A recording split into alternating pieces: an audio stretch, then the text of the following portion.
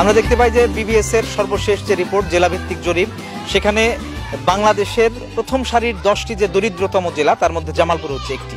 আর সেই একই কারণে আমরা দেখতে পাচ্ছি যে শিক্ষার মান এখানে যেমন কম, এখানে সাক্ষরতার হার যেমন কম, সরকারি হিসেবে এখানে মাত্র 37% লোক এখানে স্বাক্ষর।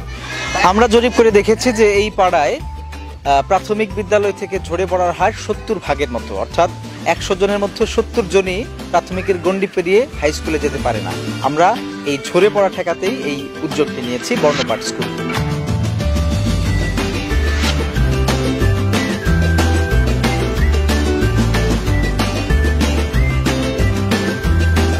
দারিদ্রতার জন্য পিছিয়ে পড়া জনতা যেন শিক্ষা থেকে বঞ্চিত না হয়, এর প্রয়াস হিসেবে আমরা একটা স্কুলের উদ্যোগ নিয়েছি, যা সামাজিক দায়বদ্ধতার একটি অংশ। এখানে যারা অশিক্ষিত বাবা মা বা বিভিন্ন পর্যায়ে আছে, তারা এই কৃষিকাজে লিপ্ত থাকে। সকালে বা বিকেলে এই ছেলেমেয়েদের লেখাপড়া করার তাদের কোনো তাগিদ থাকে না, বা এই স্কুলেই তারা গার্জেনেরা এই স্কুলেই পাঠায়, একটু রাইখে যেয়ে তারা আবার অন্য কাজে লিপ্ত হইতেছে। এই স্কুলটা থাকার কারণে আমাদের এই এলাকার পোলাপানের প্রতি গার্জেনের অভাবটা এই স্কুলেই থেকেই তারা এই পূরণটা পাইতেছে।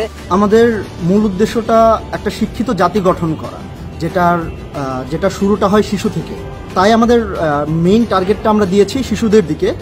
তাদের যদি আমরা শিক্ষিত করে গড়ে তুলতে পারি, আমাদের ভবিষ্যৎ প্রজন্ম, আমাদের মানে তাদের দিয়ে আমরা একটা শিক্ষিত জাতি গঠন করতে পারবো, যেটা আমাদের মূল ফোকাস।